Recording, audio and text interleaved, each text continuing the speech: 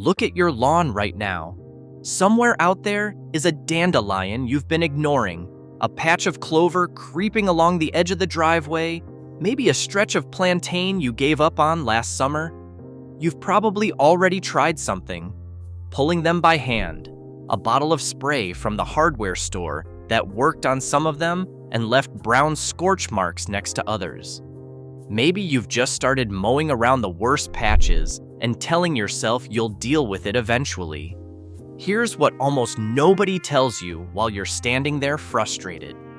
The exact same weeds growing in your yard have a known, well-documented weakness, one that's been exploited for close to a century, using a mineral that costs about $4 a bag and does something that sounds almost contradictory.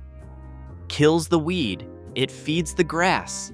Same spray, same square foot of lawn, two completely opposite outcomes, depending entirely on which plant it lands on. The strange part isn't that this exists, it's where it's been hiding. This isn't some backyard hack somebody stumbled onto last year and posted online. It's been standard practice for professional turf crews, golf course groundskeepers, sports field managers, for generations sitting quietly on a shelf under a label that never once mentioned weed killer. And almost none of the millions of homeowners fighting these same weeds in their own front yards have ever heard of it. That's not an accident.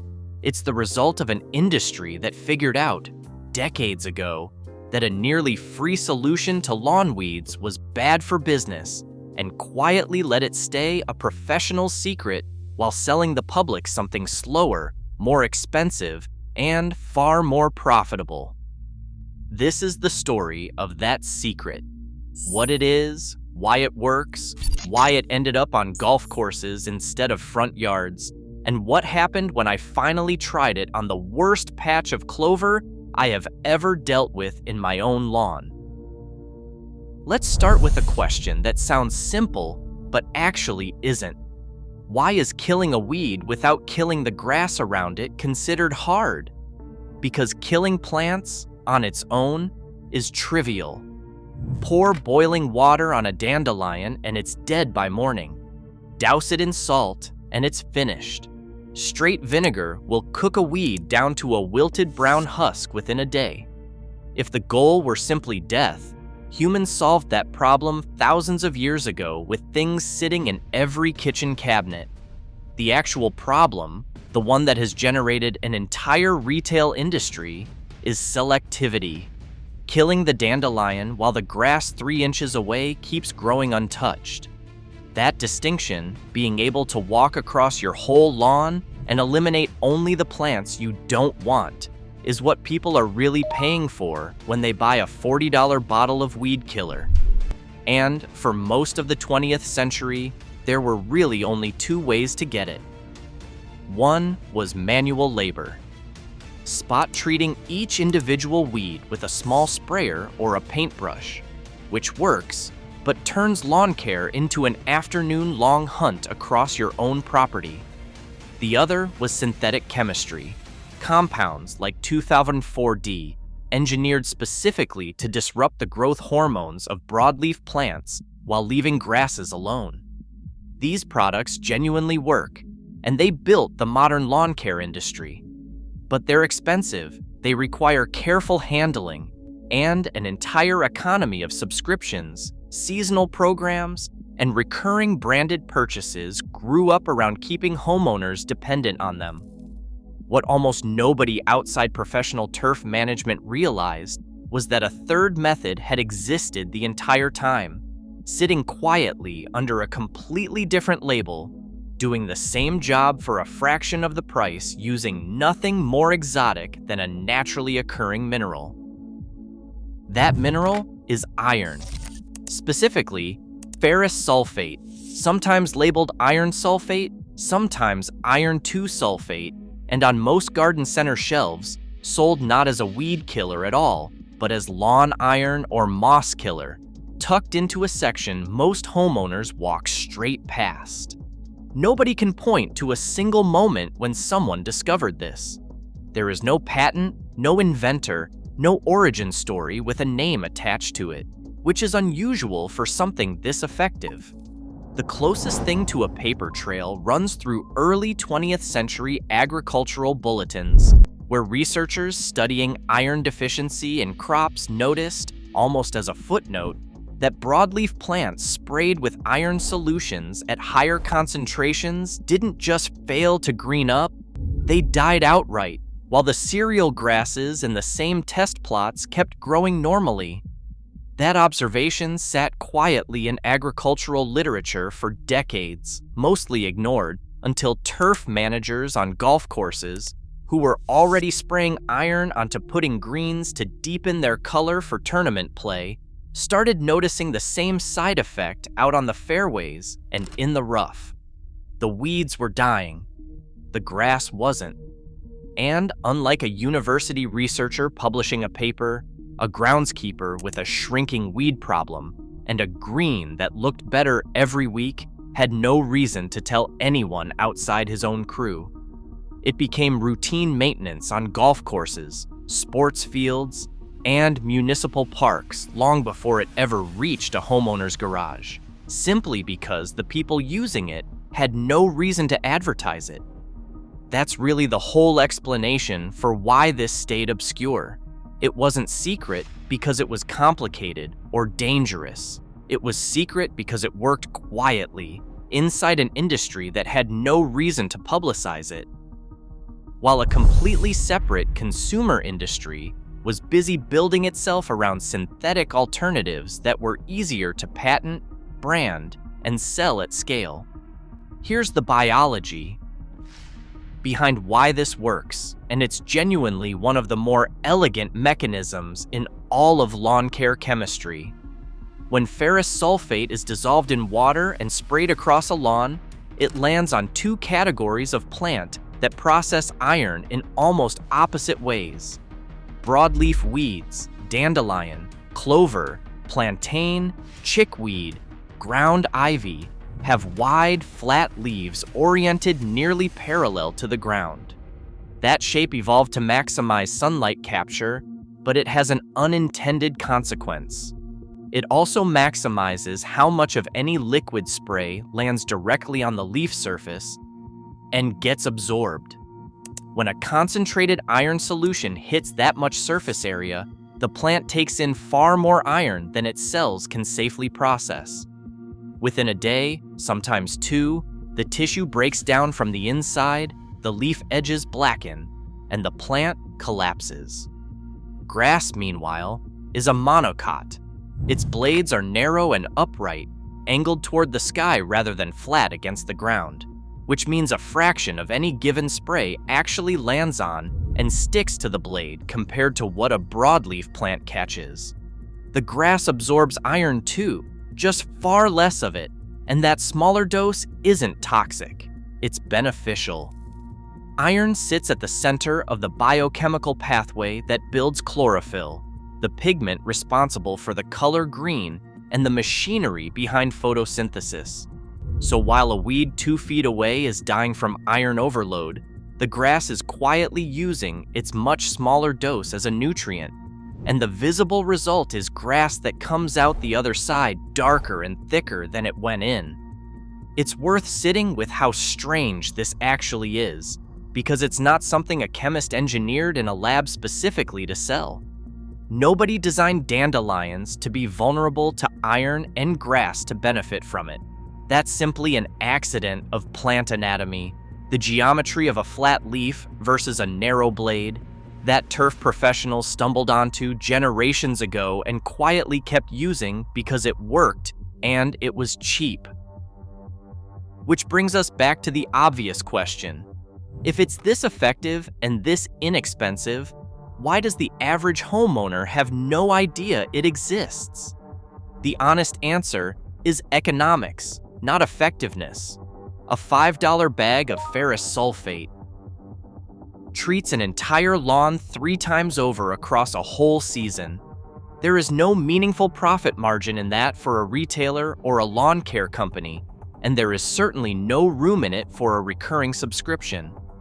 The real money in residential lawn care has always lived in the branded four-step programs, the quarterly service visits, the specially formulated proprietary blends sold at 10 to 20 times the cost of their raw ingredients.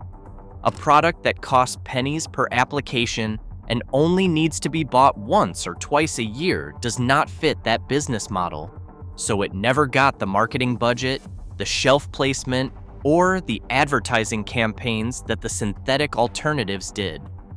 If you've spent $30, $40, $50 a year fighting the same dandelions every spring, this is the actual reason. Not that the cheap solution does not exist, just that nobody selling you the expensive one had any incentive to mention it. If that kind of thing bothers you as much as it bothers me, subscribe to this channel because every video here is built around tracking down the actual cheapest, most effective answer to a lawn problem instead of the one with the biggest advertising budget behind it. No sponsors, no affiliate deals, nothing steering me toward one brand over another. Drop a comment telling me what's currently winning the war in your yard right now.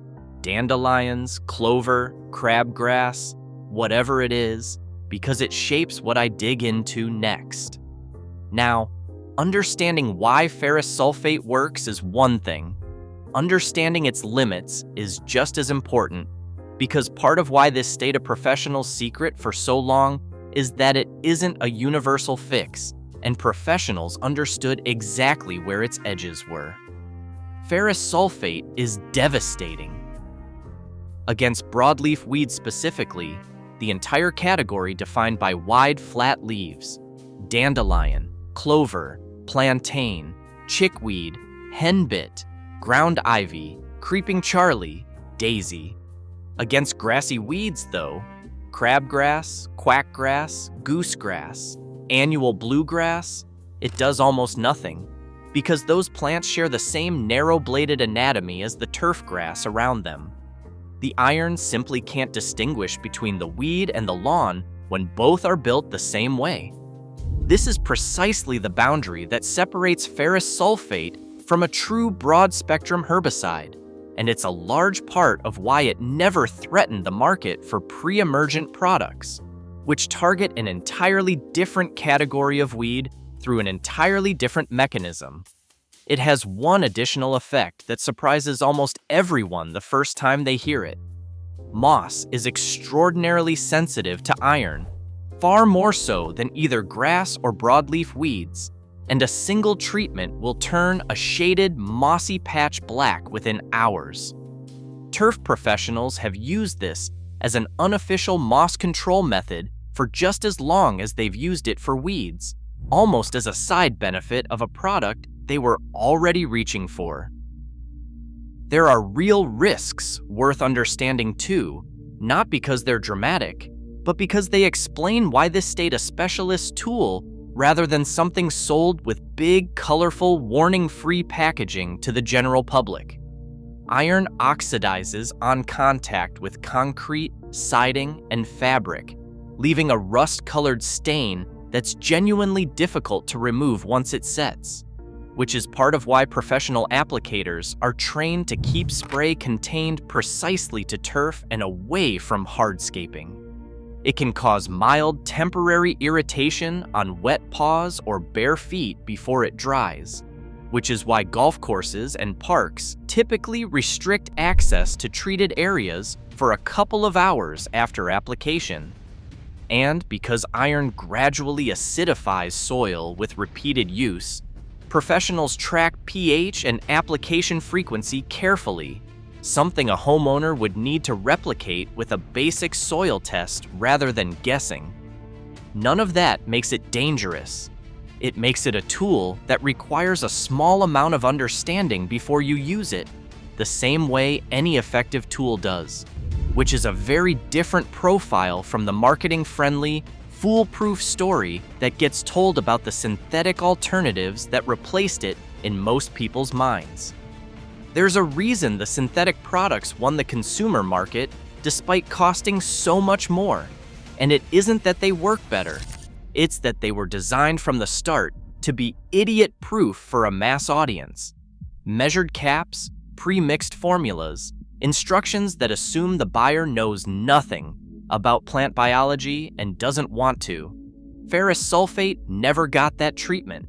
It stayed in its raw, agricultural form, sold in bulk bags to people who already understood soil chemistry, because the market that used it, golf courses, sports, turf managers, municipal parks departments, already had that knowledge. Nobody ever repackaged it for a general audience because there was no incentive to. That gap between a product that works and a product that's been made convenient enough to sell at scale explains a huge amount of what actually sits on hardware store shelves versus what professionals use behind the scenes. It also explains why earthworms and soil biology never factored into the professional conversation around this the way they do for homeowners researching it today. At the concentrations used in a single lawn treatment, the iron stays almost entirely on the leaf surface, absorbed by the plant tissue it lands on rather than soaking deep enough to reach earthworms living below the root zone. It's a foliar treatment first and a soil treatment only incidentally, which is part of why it was considered safe enough for use on turf that families and children walk across daily, decades before anyone was marketing organic lawn care as a category at all. Let me tell you what actually happened when I tracked all of this down and tried it myself, because the theory is one thing, but watching it happen in real time is what convinced me this wasn't some overstated internet claim. I had a section of front lawn that had gone almost 40% clover, not scattered leaves here and there, but dense, thick mats that had completely pushed the grass out. I'd spent 2 summers pulling it by hand, and it kept returning stronger each time, the way clover does when you disturb the soil without actually addressing why it took hold in the first place. I tried vinegar at one point, and it did kill the clover, but it took the surrounding grass down with it, leaving brown dead patches where green lawn used to be. Then I went looking into what golf course crews actually used, and that's how I found ferrous sulfate. I mixed a solution and applied it to that entire section on a Saturday morning. By Sunday, the clover had already started darkening at the edges. By Monday, it looked like something had scorched every clover leaf in that patch. Black, brittle, collapsed. And the grass in between, the grass that had been fighting for space against all that clover for 2 years, was visibly, unmistakably greener than it had looked in years. My wife asked if I'd fertilized. I hadn't touched fertilizer. It was the iron, doing exactly what the mechanism predicted it would do, killing one plant and feeding the other from the same application. Within 2 weeks, the dead clover had broken down into the soil, and the grass had already started spreading into the space it left behind on its own. No reseeding required, because it finally had the room and the nutrients to expand. The entire treatment cost roughly $2 out of a $5 bag. The 2 summers before it, between vinegar, a branded selective spray, and a hand-weeding tool that never actually finished the job, had cost close to $90 and produced a fraction of the result. What stuck with me afterward was not just the outcome, it was how ordinary the whole process felt once I understood it. There was no special equipment, no protective suit, no complicated calculation, just a bag of powder that had been sitting on a shelf labeled for something else entirely, doing a job that an entire industry had spent decades convincing people required something far more sophisticated. I kept thinking about how many other homeowners had walked past that exact bag in that exact aisle, looking for a moss killer or an iron supplement, with no idea it was standing in for a $40 bottle 2 shelves over. It is worth being honest about what this does not do, because a documentary that only tells you the upside is not being straight with you. Ferrous sulfate eliminates what is already growing. It does nothing to stop new weed seeds from arriving, whether they blow in from a neighbor's yard or were already dormant in your own soil, waiting for the right conditions. Treating existing weeds and preventing future ones are two separate problems, solved by two separate strategies, and the long-term answer to the second one has nothing to do with iron at all. It is building a lawn thick enough that bare soil and direct sunlight, the two things a weed seed actually needs to germinate, simply never become available in the first place. Stack the economics up one more time, and the gap is almost absurd. A single $5 bag of ferrous sulfate covers an entire lawn 3 separate times across a season, somewhere around $1.60 per full treatment once you factor in the water. A single bottle of a name brand synthetic broadleaf killer runs $25 to $40 and, depending on the size of your lawn, might only stretch across 1 or 2 applications before you are buying another bottle. Add up a typical season: dandelions in spring, clover through early summer, a patch of plantain that shows up by the driveway in fall, and plenty of homeowners are spending $60 to $80 a year chasing the same outcome that one $5 bag delivers 3 times over. That gap is really the whole story here. Not a miracle product, not a hidden trick, just a naturally occurring mineral that professionals have quietly relied on for a century, sold under a label that never told most people what it could actually do. Sitting on a shelf most homeowners walk straight past on their way to the more expensive bottle with better packaging. That's genuinely the pattern this channel keeps finding, one video at a time. The professional world and the consumer world are often working from 2 completely different playbooks, and the professional one is usually cheaper, simpler, and older than anything sold to the average homeowner. If you are not already subscribed, do that now, because next week I am digging into the mowing habit that professional crews use to keep weeds from ever establishing in the first place, and it connects directly to everything you just learned about why weeds take hold where they do. Drop a comment telling me what is currently taking over your lawn, dandelions, clover, something else entirely, and I will tell you honestly whether this is the right tool for it or whether you are dealing with something that needs a different approach. See you in the next one.